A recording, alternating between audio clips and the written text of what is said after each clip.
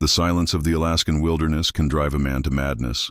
But that morning in February 1908, it was broken by something I wish I'd never heard. The weak, desperate cry of a child echoing through the frozen pines.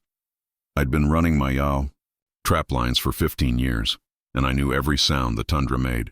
The crack of ice under pressure, the howl of wolves in the distance, the whisper of wind through snow-laden branches. But this sound was different, foreign, human.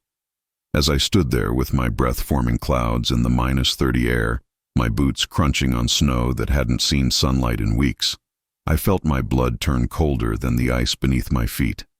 The cry came again, weaker this time, and I knew that whatever I found in those woods would change everything.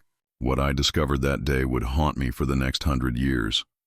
Comment, frozen truth below, and in the next few minutes I'll share something that I've kept buried in my heart for over a century. A secret that the ice tried to claim but couldn't quite swallow. I dropped my trap sack and followed the sound deeper into the forest, my snowshoes sinking with each hurried step.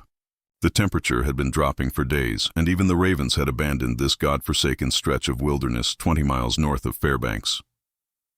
My German shepherd Kaiser whined and pressed close to my leg, his instincts telling him something was terribly wrong. Through the maze of black spruce and birch, I caught glimpses of movement. Something small and dark against the pristine white canvas of untouched snow. My heart hammered against my ribs as I pushed through the last cluster of frozen branches, and there, collapsed in a hollow between two fallen logs, was a boy no more than 10 years old. His lips were blue as twilight, his small body curled into itself like a dying animal seeking warmth that would never come. But what struck me most wasn't his pitiful condition. It was the way his tiny frozen fingers clutched something against his chest, protecting it even as death crept closer. The boy's eyes fluttered open as I knelt beside him, revealing irises the color of Arctic ice. Pale, haunting, filled with secrets too heavy for a child to carry. His clothes were strange. Not the rough wool and leather you'd expect from a miner's son or a trapper's child, but fine fabric that spoke of wealth and distant places. Frost had formed in his dark hair, and his breathing came in short, desperate gasps that sent tiny puffs of vapor into the bitter air. When I reached for him, he pulled back weakly, his grip tightening on whatever he held against his chest. Don't take it," he whispered, his voice barely audible above the wind that had begun to pick up, sending snow devils dancing around us. I could see the hypothermia setting in, the confusion, the sluggish movements, the way his body had stopped, shivering. But even as consciousness slipped away from him, his protective instinct remained strong. I wrapped the boy in my fur-lined coat, feeling how his small body had become rigid with cold, like a piece of carved wood left too long in winters. Grip. As I lifted him, something metallic caught the weak sunlight filtering through the canopy, a metal of some kind, hanging from a tarnished chain around his neck. It was unlike anything I'd seen before, with strange markings that seemed to shift and change in the light, as if the metal itself held secrets from another world. The boy's eyes found mine one more time, and in them I saw not just fear and pain, but a desperate plea. "Protect this," his gaze seemed to say. "Protect what I cannot." The wind grew stronger, howling through the trees like the voices of the dead, and I knew we had minutes, maybe less, before the storm that had been threatening all morning would trap us both. Whatever story this metal told, whatever secrets it held, they would have to wait. The journey back to my cabin became a race against time, and the merciless Alaskan winter that showed no quarter to man or child. With each step, I felt the boy's body growing lighter in my arms, as if the cold was stealing not just his warmth, but his very substance. Kaiser bounded ahead, breaking trail through the deepening snow, his dark form a beacon guiding us through the maze of identical trees. The boy drifted in and out of consciousness, murmuring words I couldn't understand. Names, perhaps, or prayers in a language that sounded both ancient and foreign. His fingers never loosened their grip on that mysterious metal, and I began to wonder if it was blessed or cursed, if it had saved him or doomed him. The cabin's chimney smoke appeared through the trees like a lighthouse beacon, and I pushed harder, knowing that the real battle for this boy's life was just beginning. But even as I kicked open my door and carried him toward the warmth of my fireplace, I couldn't shake the feeling that I'd found more than a dying child. I'd found the key to a mystery that would outlive us both. The boy's lips moved as I laid him on the fur rugs before my roaring fire, his words so faint they might have been the whisper of settling snow. The metal must return home, he breathed, and then his eyes closed, leaving me alone with questions that burned hotter than the flames licking at the logs. Outside, the storm I'd been dreading finally arrived, sealing us in with walls of driving snow and howling wind that would last for days. I stoked the fire higher and began the delicate work of warming frozen flesh without shocking his system, all while that strange metal caught the firelight and seemed to pulse with a life of its own. The boy's breathing was so shallow I had to lean close to be sure he was still alive, and in those quiet moments, I made a promise to whatever gods might be listening in that frozen wilderness. I would save this child. I would uncover the truth about that metal, and I would make sure that whatever had brought him to those woods would answer for nearly taking his life. Little did I know that this promise would echo through the next century, binding my fate to his in ways I couldn't imagine. For 3 days the boy drifted between life and death while the storm raged outside my cabin like a beast trying to claw its way in.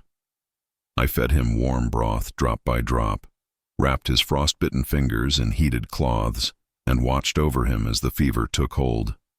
His small body burning with heat one moment, shaking with uncontrollable chills the next.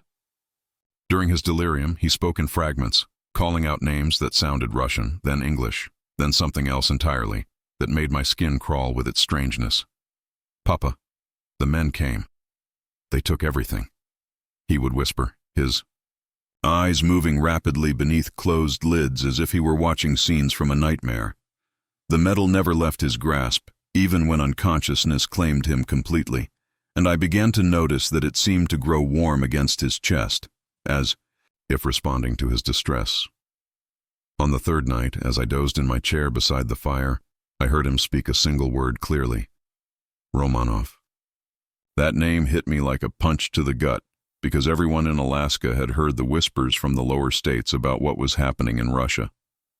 When the boy finally opened his eyes on the fourth morning, they held a clarity that hadn't been there before, sharp, intelligent, and filled with a wariness that no 10-year-old should possess.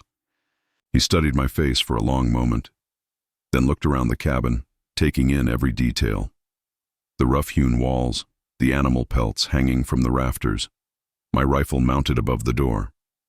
"You saved me," he said simply, his voice still hoarse from the fever but carrying an accent that confirmed my growing suspicions about his origins.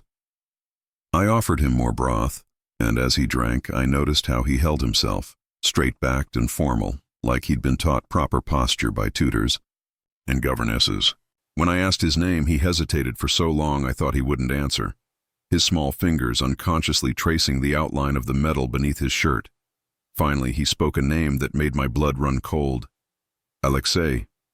But that's not who I am anymore. The way he said it with such finality and loss told me that whatever had brought him to those woods had stripped away more than just his old life. It had stolen his very identity. The storm finally broke on the 5th day, leaving behind a world transformed by fresh snow that sparkled like crushed diamonds under the weak winter sun. Alexei, though I sensed that wasn't his real name, grew, stronger by the hour, but with his recovery came a restlessness that worried me more than his fever had. He would stand at the window for hours, staring out at the endless white expanse, his hand always pressed to his chest where the metal lay, hidden. When I asked him about his family, his jaw would tighten and he'd turn away, but not before I caught the flash of pain in those ice-blue eyes. "They're gone," was all he would say, and the finality in his voice told me not to press further. But late at night, when he thought I was asleep, I heard him crying, quiet, controlled sobs that spoke of a grief too large for such a small body to contain. The metal would catch the firelight during these moments, seeming to pulse with its own internal glow, and I began to wonder if it was blessing or curse that had kept this boy alive. One evening, as we shared a meal of rabbit stew and hardtack bread, Alexei finally spoke about the medal, his voice barely above a whisper as if he feared someone might overhear. "It belonged to my family," he said, pulling the chain from beneath his shirt and letting the strange metal catch the lamplight.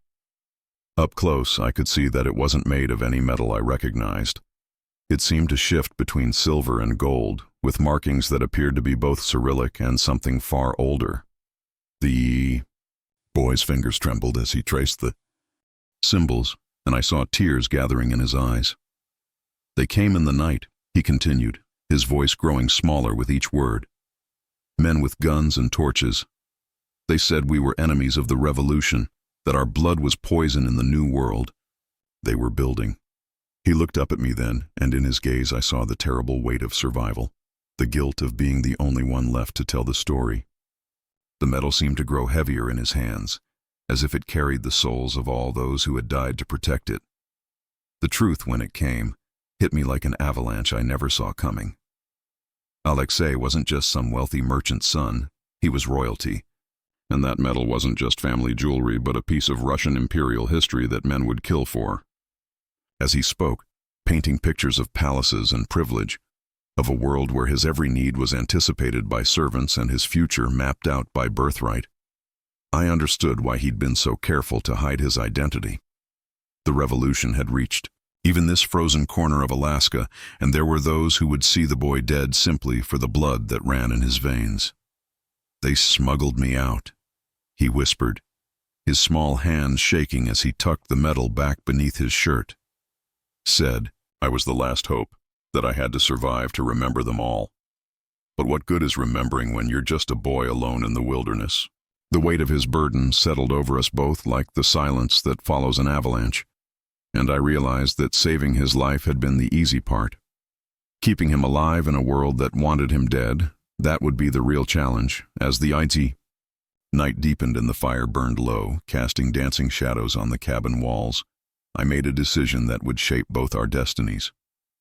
This boy, whatever his real name, whatever royal blood flowed in his veins, was under my protection now, and I would guard his secret as fiercely as any treasure. The medal around his neck might be worth a fortune to the right buyer, or a death sentence to the wrong enemy, but to me it was simply part of the child I'd found freezing in the woods. I looked at him sleeping peacefully for the first time since I'd found him. His face finally relaxed in the firelight, and I felt the full weight of responsibility settle on my shoulders like fresh snow. Tomorrow I would begin teaching him the skills he'd need to survive in this harsh land, how to read the weather, how to set traps, how to disappear into the wilderness if danger came calling. But tonight, I simply watched over him and wondered what forces had brought us together in that frozen forest, and whether either of us would live long enough to understand the true significance of the medal that hung around his neck like a piece of fallen starlight.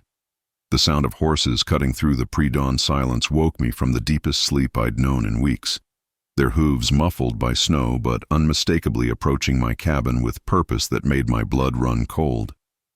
I'd been a trapper long enough to know the difference between travelers seeking shelter and hunters seeking prey, and these riders moved with the calculated precision of men who'd found what they were looking for.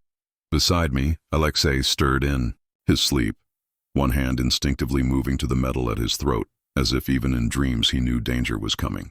Through the frost-covered window, I could make out 4 shapes on horseback emerging from the tree line, their dark silhouettes stark against the snow that glowed pale blue in the morning twilight. My rifle hung above the door, loaded and ready, but I knew that 4 armed men would be more than I could handle in a straight fight. The boy's eyes snapped open as the first horse whinnied outside, and in that moment I saw not the frightened child I'd been nursing back to health, but a young man who'd already learned too much about running for his life. "They found me," Alexei whispered, his voice carrying a resignation that broke my heart, even as it steeled my resolve to protect him. He began to rise from his makeshift bed, moving with the quick efficiency of someone who'd fled danger before, but I pressed him back down with a firm hand on his shoulder. Outside, I could hear the men dismounting. their boots crunching on the frozen ground as they took positions around the cabin. Professional, methodical, leaving no avenue of escape. Uncovered. These weren't random bounty hunters or revolutionaries drunk on ideology. These were specialists, the kind of men governments sent when they needed someone found and silenced permanently. The boy's breathing had quickened, and I could see the metal's chain glinting in the dim light as his chest rose and fell with barely controlled panic. "Listen to me," I said quietly, pulling on my boots and checking the load in my revolver. "There's a root cellar behind the cabin, hidden under the woodpile. You stay there until I come for you, no matter what you hear." The look he gave me then was older than his years, filled with the terrible knowledge that good men often died protecting secrets that others would kill for.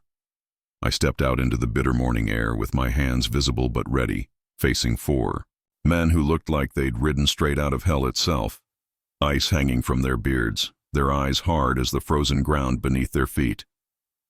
The leader, a tall man with a scar running from his left ear to the corner of his mouth, spoke with a Russian accent thick as winter molasses. "We are looking for boy," he said, his English deliberate and precise. "Royal boy with something that belongs to Mother Russia." I kept my expression neutral, though every instinct screamed at me to reach for my gun, knowing that these men had probably killed more people than I'd seen in my entire life. "Don't know what you're talking about," I replied, letting my voice carry the slow drawl of a man who'd spent too many winters alone. "Ain't seen no boys out here, royal or otherwise." The scarred man smiled then, a cold expression that never reached his eyes, and I knew he didn't believe a word I'd said. Behind him, his companions spread out in a loose semicircle, their weapons ready but not yet drawn, professionals who knew exactly how much threat an old trapper posed. The negotiation that followed was a deadly dance, each word chosen carefully, as we circled around the truth like wolves testing each other's strength. They knew the boy was here. Somehow they'd tracked him across hundreds of miles of wilderness, but they also knew that rushing a man in his own territory was a good way to end up dead in the snow. "Perhaps you help us search?" the leader suggested, his tone conversational, but his hand resting casually on the butt of his pistol. "We pay well for cooperation, and we remember those who make things difficult."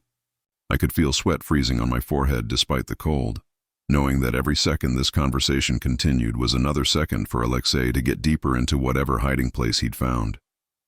The sun was beginning to rise, painting the snow around us pink and gold, and in that beautiful light I saw the truth reflected in the lead man's eyes. They would search my cabin whether I cooperated or not, and when they were done, they would kill me to ensure my silence. The only question was whether I would go down fighting or begging, and that wasn't really a question at all. The violence, when it came, erupted with the sudden fury of a summer thunderstorm, all pretense abandoned as I dove for my rifle, and the four men drew their weapons with practiced speed. My first shot took the scarred leader in the chest, spinning him around and sending him crashing into the snow with a spray of crimson that steamed in the cold air. Kaiser burst from the cabin, like a black fury, his massive jaws clamping down on the nearest man's gun arm with a crunch of breaking bone that echoed across the clearing. Bullets whined past my head as I rolled behind my woodpile, splinters of frozen pine exploding around me as the remaining two assassins found cover behind their horses. The firefight that followed was brief but savage, the crack of gunshots echoing off the mountains and sending snow cascading from the pine boughs overhead. When the smoke finally cleared and the last echo faded into silence, 3 bodies lay cooling in the snow while the fourth man, wounded but alive, crawled desperately toward the tree line, leaving a trail of blood that would make him easy to track if I chose to follow. I found Alexei in the root cellar, exactly where I'd told him to hide, his small body pressed against the earthen wall and his eyes wide with the shock of violence witnessed through wooden boards and frozen earth. He looked at my blood-stained hands and torn coat without flinching, and I realized that this boy had seen death before, probably more of it than anyone his age should have to carry. "Are they all gone?" he asked quietly, and when I nodded, he climbed out of his hiding place with the dignity of someone much older, brushing dirt from his clothes with hands that barely trembled. The metal caught the morning light as he moved, and I noticed that it seemed to pulse with a rhythm that matched his heartbeat, as if it were alive and responding to the danger that had just passed. Together we looked out at the scene of carnage in my yard. 4 horses standing riderless in the snow, their breath forming clouds in the frigid air, and bodies that would need burying before the wolves came down from the mountains. They won't be the last, Alexei said with the terrible certainty of someone who'd learned that survival meant accepting hard truths. As I reloaded my rifle and tried to ignore the way my hands shook with delayed reaction, I knew he was right, and I wondered if the metal around his neck was worth the blood it would cost to keep him alive. The wounded assassin's horse carried more than just supplies. It carried letters that turned my blood colder than the Alaskan winter when I read them by lamplight that evening. Written in a mixture of Russian and English, they detailed not just the hunt for Alexei, but payment schedules, safe houses, and most damning of all, the name of their contact in Fairbanks, Samuel Morrison, the telegraph operator I'd known and trusted for over a decade.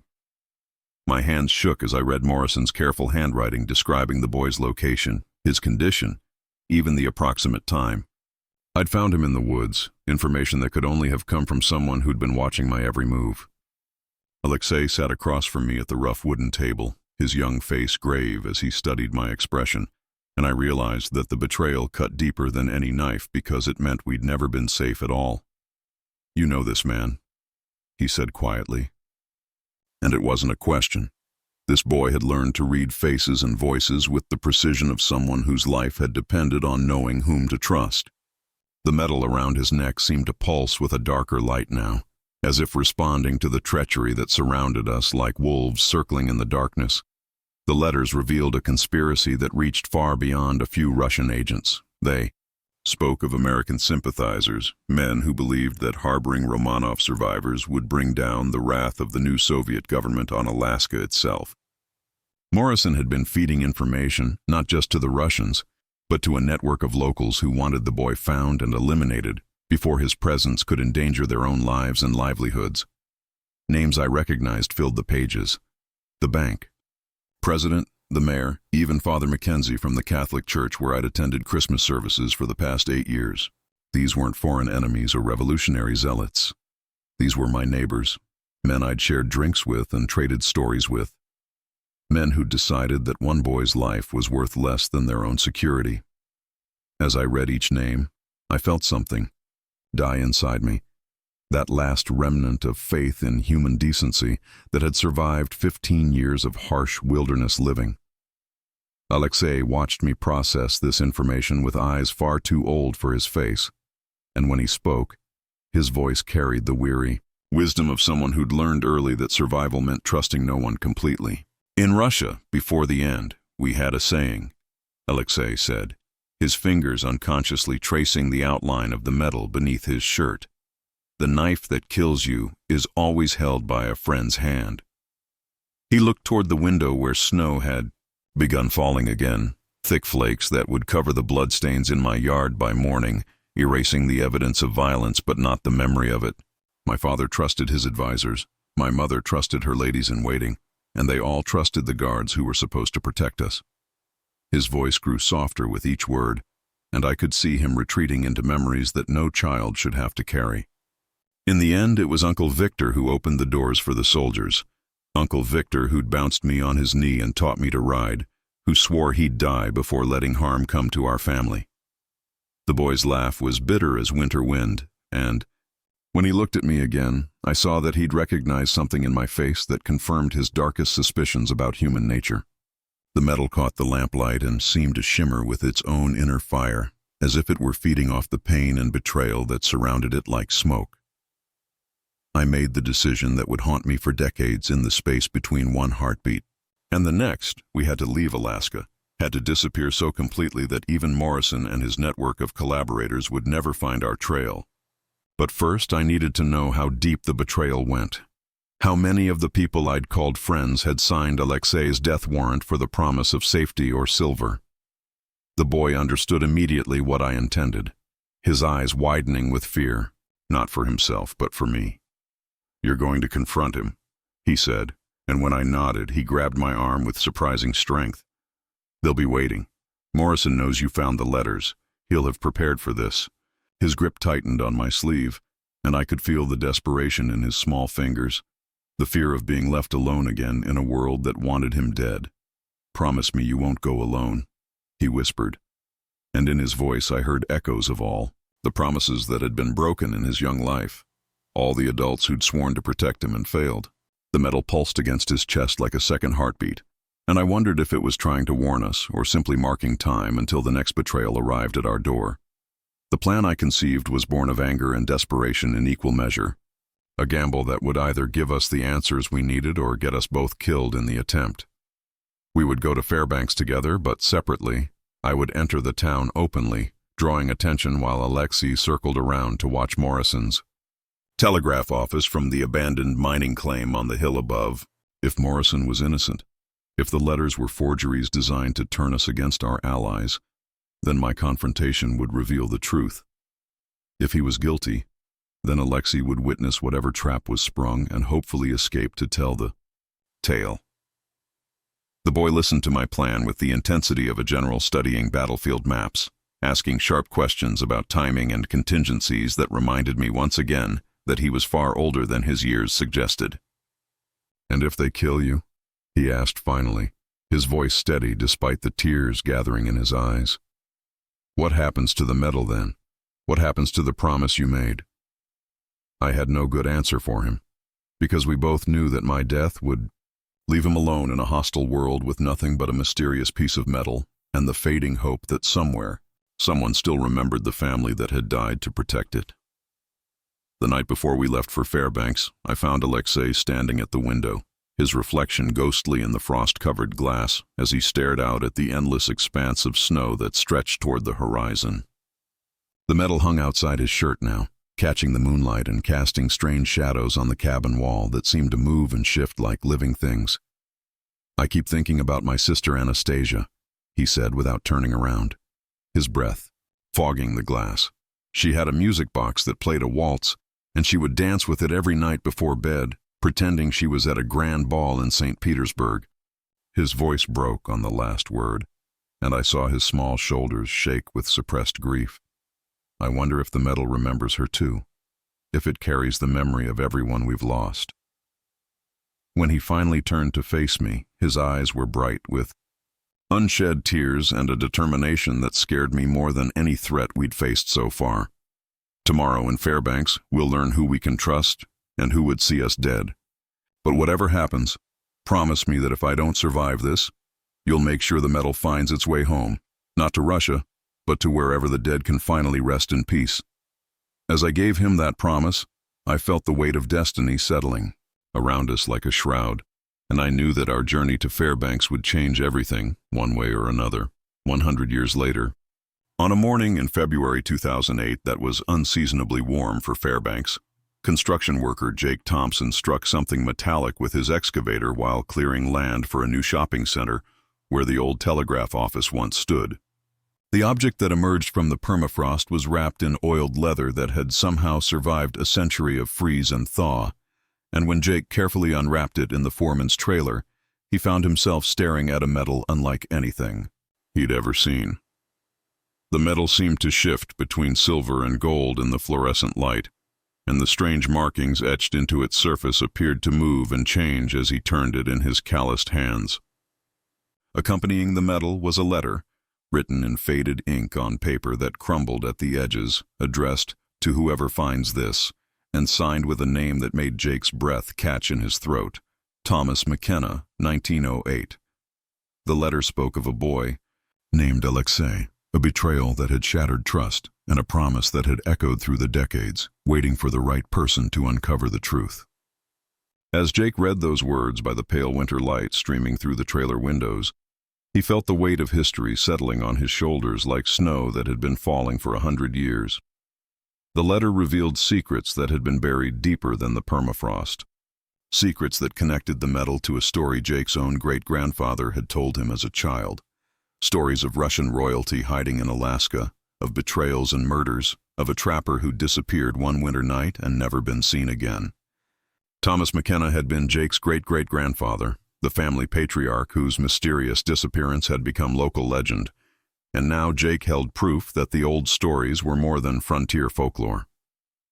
The letter described Morrison's betrayal, the network of conspirators, and most chillingly, what had happened when Thomas and Alexei arrived in Fairbanks on that fateful day in 1908. "They were waiting for us," Thomas had written in his careful script. Morrison had set the trap perfectly, but he underestimated what a desperate man would do to protect a child. By the time you read this, Alexei and I will be either dead or so far from Alaska that we might as well be. The letter went on to describe how Thomas had buried the medal as insurance, a way to ensure that if the worst happened, someone might someday learn the truth about the boy who'd carried Imperial Russian secrets into the American wilderness. Jake's hands trembled as he reached the final paragraphs of the letter, where Thomas described his growing certainty that he and Alexei wouldn't survive their confrontation with the conspiracy that hunted them. "I have taught the boy everything I can about survival in this harsh land, but I fear it won't be enough against the enemies that surround us on all sides." The letter read, "If we die, at least this medal will remain as proof that Alexei lived, that he was brave beyond his years, and that someone tried to keep the promise to protect him." The letter included detailed descriptions of the medal's markings, translations of the Russian inscriptions that spoke of faith, honor, and eternal memory, and most remarkably, a genealogical chart that traced Alexei's lineage back to the Romanov dynasty. As Jake studied the faded family tree, he realized he was holding evidence of one of history's greatest mysteries, the fate of the Russian royal family, and that somewhere in Alaska's vast wilderness lay the answer to what had happened to the boy who'd carried this medal through a century of silence.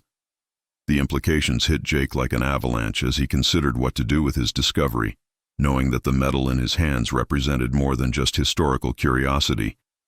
It was proof of survival, of secrets that governments might still want to keep buried.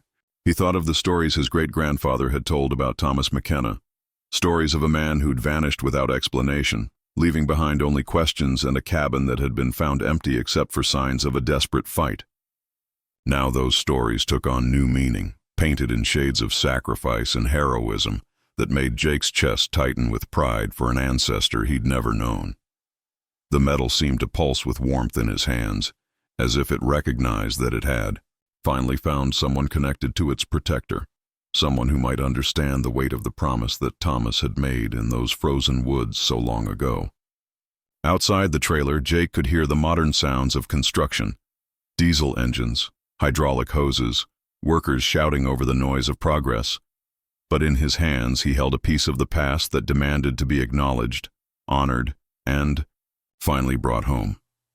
The decision Jake made that day would set in motion events that would echo the original promise across another century, as he carefully rewrapped the medal and placed it in his jacket pocket, feeling its weight against his chest like a second heartbeat. He told the foreman he was feeling sick and needed to go home, then drove his pickup truck through the streets of modern Fairbanks, while his mind raced with plans that seemed to form themselves without conscious thought. The letter had mentioned specific landmarks, geographical markers that would still exist despite 100 years of change, clues that might lead to answers about what had finally happened to Thomas and Alexei on that winter day in 1908. Jake's wife, Sarah, would think he was crazy when he told her about taking time off work to chase century-old ghosts through the Alaskan wilderness. But as he pulled into his driveway and felt the medal's warmth against his ribs, he knew he had no choice. Some promises transcend the lives of those who make them, becoming obligations that pass from generation to generation like genetic memory, and Jake Thompson had just inherited a debt that his family had been carrying for 100 years. That evening, as Jake sat at his kitchen table with the medal spread before him on a clean towel, its strange markings seeming to dance in the light of the hanging lamp above, he felt the presence of his great-great-grandfather as strongly as if Thomas McKenna were sitting across from him. Sarah listened with growing amazement as Jake read the letter aloud, her eyes widening when he reached the parts about Russian royalty and imperial secrets, and when he finished, she was quiet for a long time before speaking. "You're going to look for them, aren't you?" she said, and Jake nodded. knowing that she understood without explanation that this wasn't really a choice at all. "The letter gives enough detail about their planned route that I think I can narrow down the search area," he said, tracing the metal's inscriptions with one finger. "And if they didn't make it out alive, then at least we can give them proper graves and make sure their story is told." The metal caught the light and seemed to approve of his words, pulsing with that same inner warmth that had sustained a frightened boy through the darkest chapters of his young life. And Jake knew that tomorrow he would begin a journey that would either answer a century-old question or become another chapter in a mystery that refused to stay buried beneath Alaska's eternal snow. 3 weeks after finding the metal, Jake Thompson stood at the edge of a frozen lake 60 miles northeast of Fairbanks, following landmarks described in his great-great-grandfather's letter with the precision of a man solving a puzzle that had waited a century for completion. The GPS coordinates matched Thomas's careful descriptions of 3 standing stones like ancient sentinels and a lake shaped like a teardrop where the eagles nest, and as Jake studied the terrain through his binoculars, he felt the metal pulse warmly against his chest, as if it recognized this place and approved of his presence here. Sarah stood beside him, her breath forming clouds in the February air as she consulted the metal detector readings that had brought them to this exact spot on the lake's western shore. The wind whispered through the pine trees with a sound that seemed to carry voices from the past, and Jake couldn't shake the feeling that unseen eyes were watching their every move. "There's definitely something down there," Sarah said, her voice tight with excitement and apprehension. "Something big, maybe 15 feet below the surface." The ice was thick enough to support their weight and equipment, but Jake knew that what lay beneath might answer questions that had haunted his family for generations, or raise new ones that would follow them to their own graves. As he fired up the ice auger and began cutting through the frozen surface, each turn of the blade felt like turning back the pages of time itself, and the metal against his chest seemed to pulse in rhythm with his heartbeat, urging him forward, toward whatever truth lay waiting in the depths. The first layer of ice came away in perfect circles, revealing darker, older ice beneath that had been undisturbed since the spring thaw of 1908. And with each foot they penetrated, Jake felt the weight of history growing heavier on his shoulders. The metal detector's readings grew stronger as they descended, and Sarah's excitement was infectious as she called out measurements and coordinates with the precision of an archaeologist uncovering an ancient tomb. When they reached the 12-foot mark, Jake's auger struck something solid, not rock or tree root, but something metallic that rang with a hollow note that echoed across the frozen lake like a church bell tolling for the dead. The sound sent chills down Jake's spine that had nothing to do with the sub-zero temperature, and as he looked into Sarah's wide eyes, he knew they had found what Thomas's letter had promised would be here. The metal against his chest grew almost hot now, as if it were responding to the proximity of something that had been separated from it for far too long. "This is it," Jake whispered, his voice barely audible above the wind that had begun to pick up, carrying with it the scent of snow and secrets that were about to be revealed. Whatever lay beneath this ice had been waiting patiently for someone to come looking, someone who would understand the significance of what they found and honor the sacrifice it represented. The excavation that followed was slow, methodical work that required melting the ice layer by layer with portable heaters and carefully cataloging every artifact as it emerged from its frozen tomb.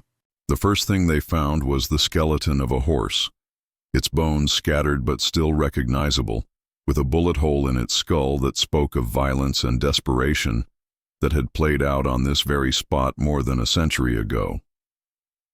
Beside the horse lay the remains of a leather saddle, its metal fittings tarnished green with age but still intact, and Sarah photographed everything with the dedication of a professional archaeologist documenting a find that would rewrite history books.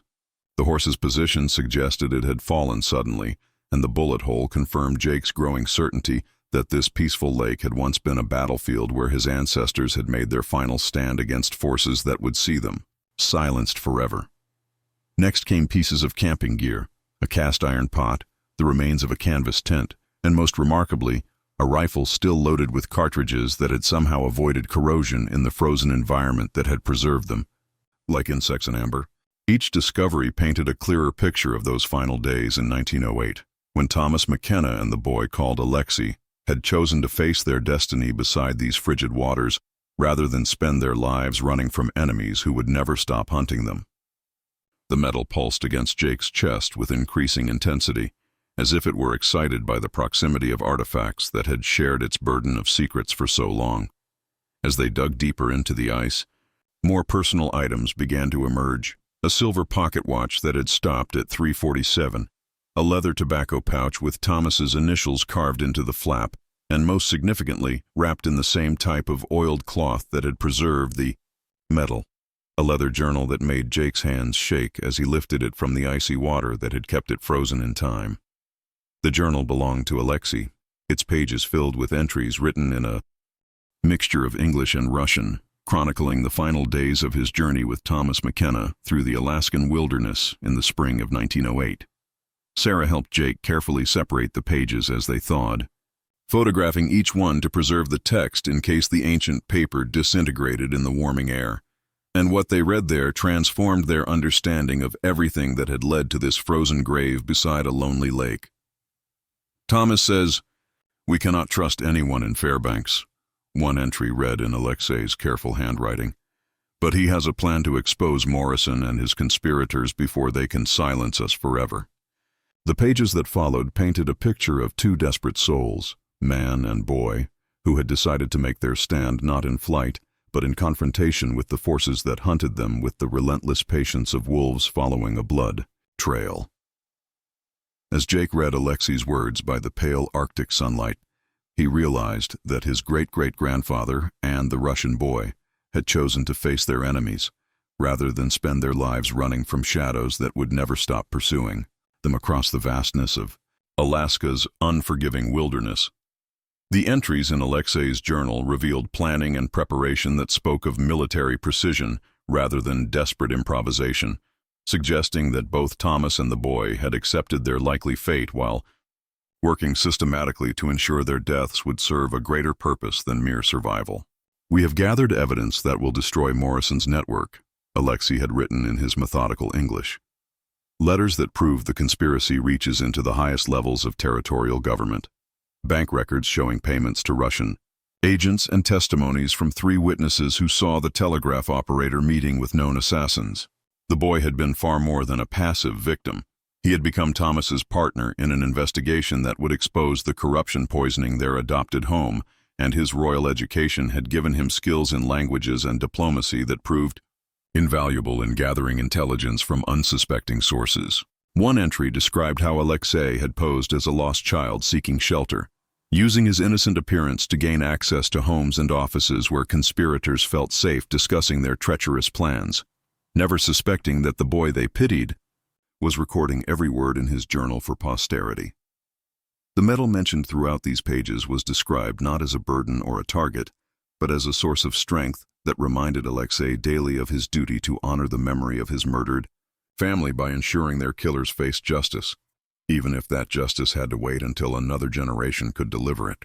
Sarah wept openly as she photographed these pages, understanding that they were reading the final testament of a child who had found the courage to transform his grief into a weapon more powerful than any gun or knife. The truth about those final days in Fairbanks emerged from the journal's pages like a photograph developing in chemical solution, revealing details that were both more heroic and more tragic than Jake had dared imagine.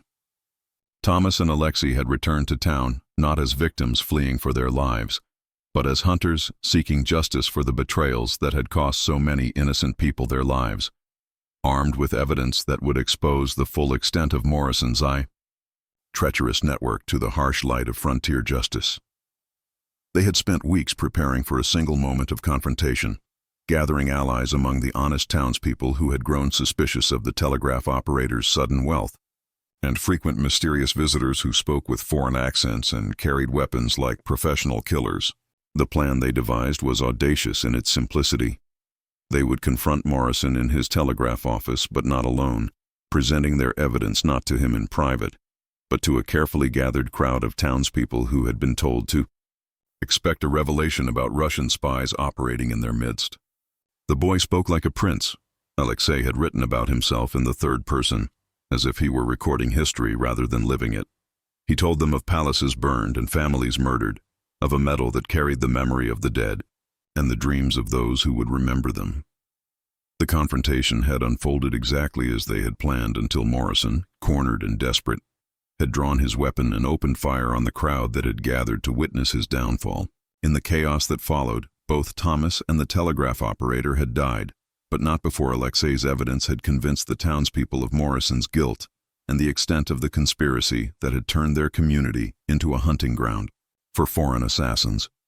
The journal's most powerful entries described the aftermath of that violent confrontation when Alexei, wounded but alive, had fled Fairbanks carrying not just the medal, but also the satisfaction of knowing that justice had finally been served, even at the cost of Thomas's life. The boy had made his way to this remote location following his protector's contingency plan, carrying with him documents that proved his royal lineage and testified to his family's tragic fate at the hands of revolutionaries who had mistaken murder for justice. His wound was serious, a bullet in his shoulder that became infected despite his best efforts to tend it, but his spirits remained high as he worked to complete the mission that he and Thomas had planned together during those long winter nights in the cabin. "I am dying," he had written in his final entry, dated May 15, 1908, "but I am no longer afraid. Thomas taught me that dying for something greater than yourself is not death at all, but a kind of immortality that tyrants and betrayers can never touch." The boy had spent his remaining days constructing a makeshift grave for Thomas, whose body he had somehow retrieved from the chaos in Fairbanks, and preparing his own resting place with the methodical care of someone who understood that this frozen lake would serve as their monument for generations to come.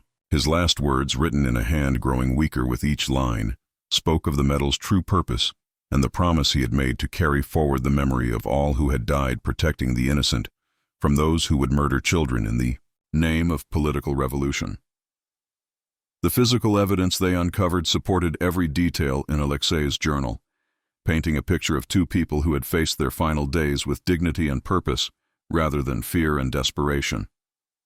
Sarah's careful excavation revealed the remains of a shelter constructed with professional skill, not the hasty refuge of someone fleeing for their lives, but the deliberate construction of someone planning to stay for an extended period while completing important work. Beside the shelter lay tools that Thomas had used to carve headstones from local granite, markers that bore both his name and Alexei's royal titles in English and Russian script that had been protected from weathering by a century of ice and snow. The boy's final resting place had been prepared with military precision, surrounded by personal belongings that told the story of a life cut short but not wasted. His royal signet ring, a small icon of St. Nicholas that had belonged to his mother, and most significantly, a letter addressed to future generations that explained why he and Thomas had chosen to make their stand beside this lonely lake rather than flee to safety in the distant corners of the world. "We could have run," the letter read in Alexei's now familiar handwriting, "but running would have meant that Morrison's network would continue to operate, that other innocent people would die, and that my family's sacrifice would be forgotten by a world that had already moved on to newer tragedies." The boy had understood with wisdom far beyond his years that some battles are worth fighting even when victory means death, and that the measure of a life is not its length, but the legacy it leaves for those who come after. Jake and Sarah worked in reverent silence as they excavated the rest of the site, uncovering two complete skeletons arranged with the dignity of a formal burial, Thomas McKenna and the boy who had called himself Alexei, lying side by side beneath a century of ice, with their faces turned toward the sky they would never see again. Between them lay artifacts that told the complete story. Thomas's trapping tools arranged with military precision, Alexei's fine clothes preserved by the permafrost, and still bearing the bullet hole that had ultimately claimed his young life, and most remarkably, a collection of photographs showing the Russian royal family in happier times, with one image clearly showing the same medal that now hung around Jake's neck being worn by a young Grand Duke whose face was unmistakably that of the boy in the grave. Sarah wept openly as they photographed each discovery, understanding without words that they were witnesses to one of history's most poignant mysteries, finally finding its resolution after a century of silence that had protected these secrets better than any vault or fortress ever could. The metal seemed to grow heavier against Jake's chest as he worked, as if it were absorbing the weight of all the years it had waited for this moment, all the secrets it had carried through decades of patient vigil for someone to come looking for the truth it guarded. When they had documented everything with the care of professional archaeologists and prepared to give both bodies the proper burial they had earned through their sacrifice, Jake felt a profound sense of completion, as if a debt that had been accumulating interest for 100 years had finally been paid in full by someone who understood the true cost of keeping promises that transcend individual lifespans. The process of organizing a proper memorial service for Thomas and Alexei became a journey in itself, as Jake reached out to historians, genealogists, and religious authorities who could help give these long-dead heroes the recognition they deserved for their sacrifice. The response was overwhelming. Scholars who had studied the Romanov mystery for decades were eager to examine the evidence Jake had uncovered. Representatives from the Russian Orthodox Church offered to perform the royal funeral rites that Alexei had never received, and descendants of the original Fairbanks conspirators came forward to acknowledge their ancestors' crimes and seek some form of reconciliation with the past.